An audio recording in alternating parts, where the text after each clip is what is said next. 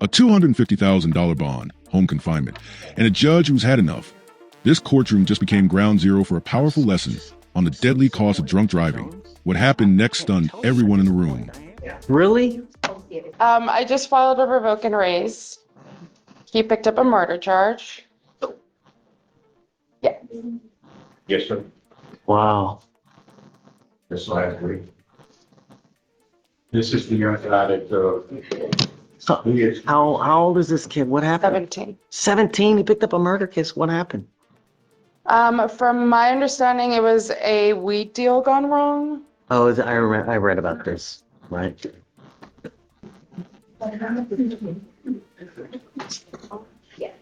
Really?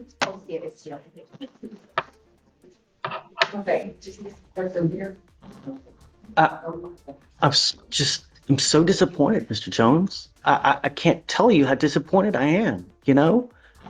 We've got but one life to live. Just one. You don't get you don't get multiple chances, man. You're not a cat.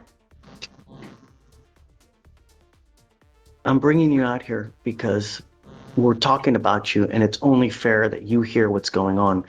Because you've now picked up the murder case upstairs, the state has asked me to, your bonds are now set at, on both of your cases, on your assault and your criminal mischief, they're both set at $5,002. They did not give you a PR bond on those cases, and the state has asked me to revoke and raise those cases because you are a danger to our public. You've not made bond on those cases, so I'm going to deny their request to revoke and raise your bond. But I'm going to tell you now that I don't know if you're going to get out because your bond is set at $250,000 upstairs. But if you do, I don't want you to go anywhere. I want you absolute home confinement, 24 hours a day, 7 days a week. Do you understand? And you will have a GPS monitor, no drugs, no alcohol, no weapons, anything else? No, Judge. Not from the scene. And I guess just keep me in the loop what happens upstairs, you know, if they do anything with the bonds, just keep me in the loop so we can kind of stay close. The other thing is that thing's going to take a while to play out. And I mean, I'm not going to hold it for 2 years for it to play out upstairs. So let's try to find some kind of resolution so we can, you know, they can worry about it upstairs and then we can just, okay? yes, sir. I'll obviously give you a sufficient time. Is discovery complete? Because these cases are from November. They're old. We're still waiting on body cam, dash. I mean, that's not good. I mean, wait a second. November. It's H. I guess they may have been 2Bs though. Let me see if that's right. Because if there were 2Bs, then Actually, Judge, it looks like we have all of the body cam. It wasn't complete. We have the 911 calls. oh, so you've got discovery's complete. It looks Okay. like it, yes, Judge. Do you have you given offers on both of the cases? I have not, Judge, but I'll take a look on his, There was an offer, but it's been rejected. there was- Canceled out that option, that offer. we had offered a 13-month deferred. I revoked it, obviously, with the new law violation. Sure. So I'm probably just gonna check his credit and put a jail time offer. Okay, so I'll give you some time, take a look, speak with Mr. Jones, what he wants to do. The cases are kind of old, so when we come back in the next time, you must accept the offer from the state. Otherwise, I'm going to set your cases for trial here. You understand?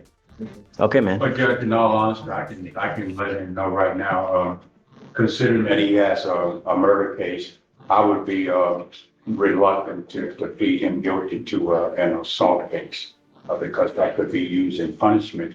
He's in enough trouble.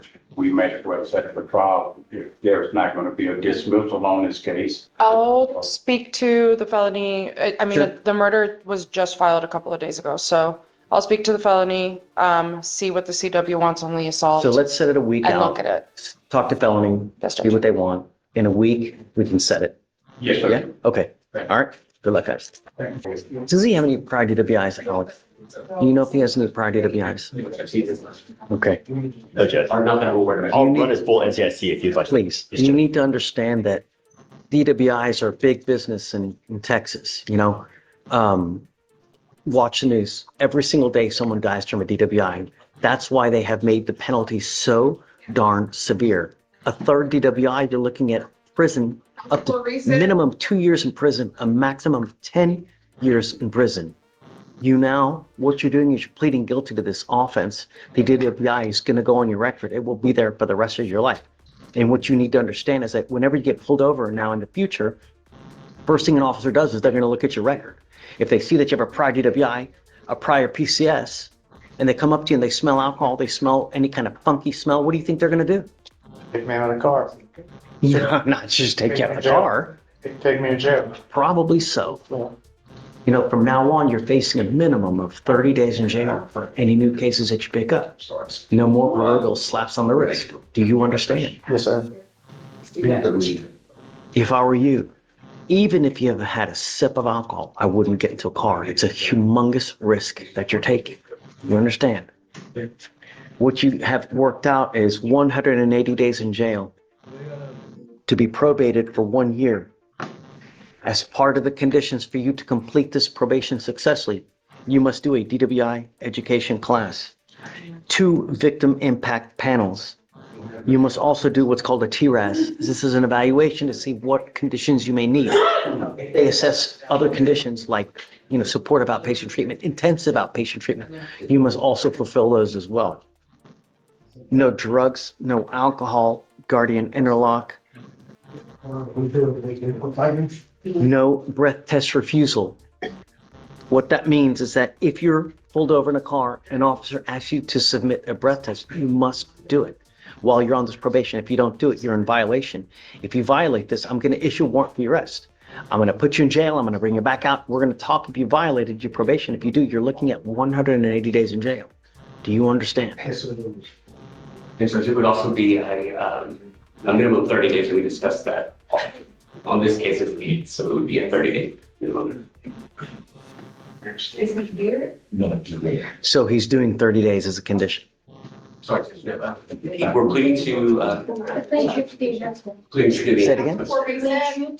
Oh, I see. Right. He is aware that it would be 30 days minimum. Right. So if you are revoked, it's a minimum of 30 days in jail. That's what they're trying to allude to. Do you understand? Yes, sir. I don't see the enhancement on here, so let me see. Is it true or untrue that you had a Class A misdemeanor theft in 2018? It's true. It's true, the enhancement. All right. You were giving up the right to a trial, right to compel witnesses to testify on your behalf, confront and cross-examine your accusers. If you are not a citizen, there are immigration consequences. You can be deported, excluded from the country, denied naturalization. You give up the right to appeal. Once you accept this, you are stuck with this until you complete it successfully or you get revoked. You understand? Sir. You still want to do this? Yes, sir. How do you plead to the office of driving while intoxicated? I will find you guilty. I'm going to send it to you to the agreement. Does this also take care of the case upstairs? We can be dismissing the case description. They're going to dismiss the felony case upstairs. This is a great deal for you because anytime you can avoid a felony, you're winning. But you have to understand that there's only so many times, that they're going to do this where they're going to dump one in exchange for the other, especially a felony offense.